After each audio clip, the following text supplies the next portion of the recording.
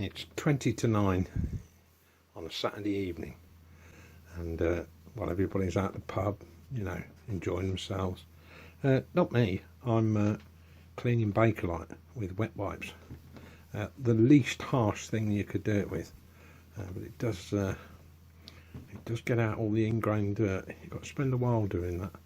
I know a lot of people finish these off with beeswax when they've cleaned them, but I just find that's an awful lot of maintenance, and it does seem to attract dust. So I use a silicone dash spray. That seems to last a long time. Yeah, so since the last video, I ordered, what did I order all told? I ordered all the capacitors I need for this. I also ordered a new volume on off switch, because this is pretty lock solid. So I could free it off, but if that's the original one, chances are it's going to be really filthy, and then you get that crackly radio trying to, you know, get your volume right. So just giving it a good clean. All the dials come out lovely, actually, quite pleased. There's no marks on this, and it turns out that the fella I bought this from, he lives in Solihull. He's a little bit like me, a bit of an eccentric, and like quirky things. And he got a beautiful car from the 1920s in his garage. Gosh. But as I say, I'm not going to go through a whole radio thing with this. It'll bore the pants off people that are not interested in radios, and you can go across the internet and look for yourself, particularly on the BUSH DAC10. There's enough on the internet on that. But by the end of this video, we should get a nice glow on this dial, and as the valves start to warm up, we'll get our first station. Right, where are we? Yeah, that's a glove. It's a Wednesday, and yesterday, because that's when my timber was due to arrive.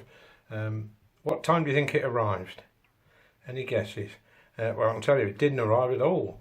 It arrived the following day. But with building material shortages, I don't know, all these suppliers are a bit lackadaisical when it comes to customer relations. But on the other hand, the prices are good, and I did get it. And with so many shortages, you know, is it the Federation of Builders are saying, put off your DIY projects until August? Yeah, I can see why.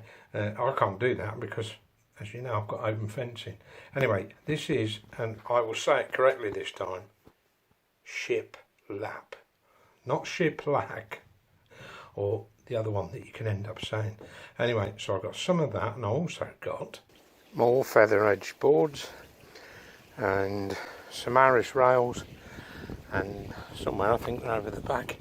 I've got some fence posts as well, 3-inch ones, because I've been using 4-inch, but I think really only need 3-inch down there. So tomorrow I shall be cracking on with trying to seal the end of the garage. That's the first thing, so I can get all my tools in. I need to move on that. Can't do much today because it's Wednesday, and on a Wednesday I take my lad in and out of college, and he goes in at 12 and comes out about 4, so I don't really want to start anything that I can't finish, but we'll crack on in the morning. Yeah, well, it's the next day. Actually, it's the afternoon. I've been out here this morning as well. It's been quite sunny. Challenge of closing this off, as I mentioned earlier, I want to be able to move this structure if I have to and put it on a new concrete standing, because it's not in the ideal place. I'd rather the whole thing was sort of turned sideways and was against the fence that side. It would make more sense. However, I have got to close it off. I can't do it with breeze, but can't do it with brick because that's a bit too permanent. So I'm making this wooden side, hence all that wood that I've ordered. So what I've done is I've fixed these posts. These are recycled actually. They were in my father's garage when I was clearing it, ready to take it down.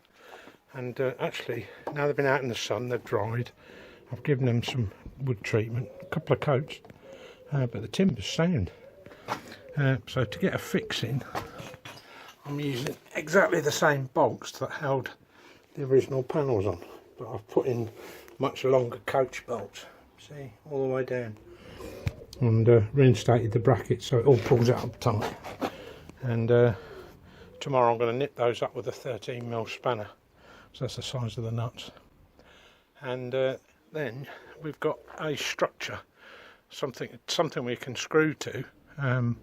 So you can't really, with the concrete, the problem with concrete garages is they're all reinforced. So not only have you got to go through concrete, you'd have to go through steel. You can't do it.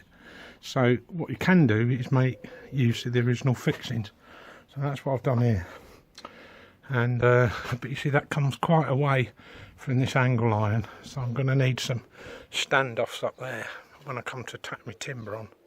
And obviously the roof, I'll have to extend that out, perhaps 12 inches, something like that, using the original asbestos I've got.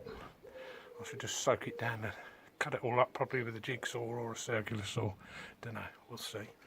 You know, rather than buy a new roofing sheet, don't need to. Asbestos is all right as long as you leave it alone generally. So anyway, there we have one fixing. Actually, we've got two. I'm still stepping over posts. There we go. Got one on the other side as well. So that gives you something solid to actually start screwing timber to. I can. I need to put a couple of horizontals in, and some. Well, we'll see. I'm reusing a lot of the timber. That's why some of it I didn't throw away, although I'm kind of tripping over it in the garden and in the house. Timber's really expensive. I'm glad I've hung on to it really.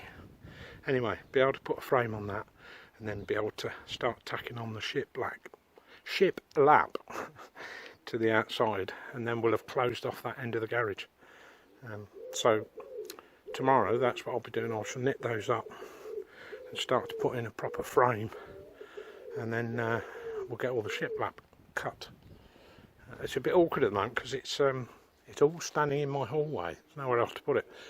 Could have brought it down, but I'd have had to take down all this netting, and I don't want to do that until I've closed that off really. Well, we'll figure out a way. There's always challenges, isn't there? Yeah, so that's worked out well really. I say you've got nothing really to fix to until you've got something to start with, and I think that's good enough. This timber's got shakes in it, but you know, it's perfectly sturdy.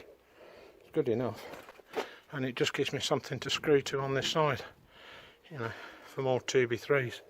So that's what we've done today, and that's good progress. Because really, ideally, next weekend I want to get this. Well, before next weekend, I want to get this vehicle over. My lad and I'll have to push it because the clutch has gone, unfortunately. But anyway, we'll have to push it forward and then reverse it back and get it closer to this side. Not too close, want just enough room to get into sliding door, etc. But get it over this side, and then my Beetle, which is coming next week, can go the other side, and then we've got them both in. It's just such a pity I couldn't get all this concreted, but not much I can do about it really. And the only way I'm ever going to get that concreted is to ultimately move that, because it's in a crap place anyway, this shed stroke garage, and make enough room on the garden to roll one vehicle back, then concrete half of this, then do the same with the vehicle the other side, roll it back, concrete half of that, and then 5 weeks after I can roll them back. Method in my madness. Yeah, in an ideal world it would have been great if I could have get a team of builders into, you know, hardcore it and concrete it. But life is not that simple, is it? Anyway, we're making progress, and if I get a bit of time, I've been saying I would be doing this for ages, I shall get that up and over door cut horizontally, because I'm going to use that to face the shed door, just give it a bit more strength. Yeah, and then the rest can go out for the scrap man, which will clear that. Asbestos I can't do much about. And some bits I can take up the tip, like these crystal windows. I don't see me having another use for them. Well, needless to say, I've got more wood to burn. If I can, and I can get away with it, I'll get a load done tonight, because I really want this out from under my feet.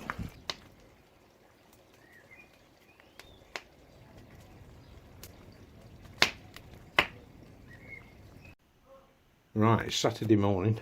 Finally, as my neighbour said, or one of the neighbours said, I thought you were trying to break that camper out of there when he saw me dismantling the garage. But anyway, that's now 10 inches in front of that line, and I've got 2 foot the other side, so that's more than enough room for me. So I've now got to start filling that in, which I shall do tomorrow, and it's nice and quiet, and work out how I'm going to do it. The only thing is, I've got quite a standoff, I don't know if you can see that, between there and that timber. So whether I've got to lay some 2x3 that way, don't know, not quite sure how I'll do that. But I need a firm fixing to screw all this wood onto. I'll have to think about that. Anyway, what I have done is I've prepped some wood, the longest pieces I'd got, to be able to do the span. What I propose to do is I'm going to ding out my sand and cement, and I need to run just on a very weak course of cement, a course of bricks from there to there, so I want to lay out a chalk line, then coat cement on the outside to make sure the water doesn't come in, try and fill in some of this crack, then horizontal piece of timber across there. I've got at least 2, maybe 3 that would go the width, and then once I've got the horizontal pieces in, I can put the verticals in, which the ship lap will fasten to. Yeah, the real challenge comes at the top, but I'll worry about that when I come to it. I'm sure I'll come up with some kind of solution. But this is great. So I've got a sizable space in which to put all my tools, and well, there's lots I could do here, isn't there, really? I mean, I could even build a garage up to the boundary line there that extends out the front of this, so this bit sits at the back of the workshop. There's lots of ideas there. But for this year, I need to get the end of that garden secured, the fence secured, so at least everything's protected down this end. I do have CCTV all over the place, but not down this end of the garden.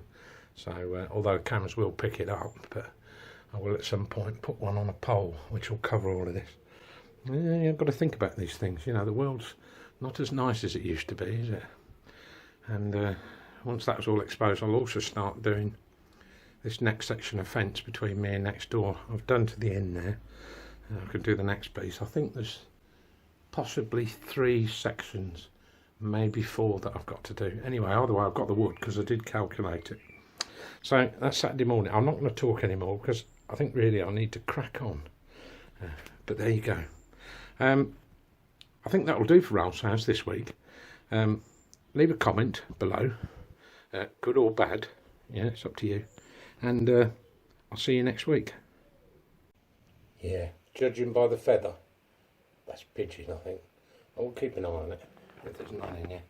There doesn't seem to be any chicks. So look, no eggs. All there's eggs. Right, so we better stay well clear of that.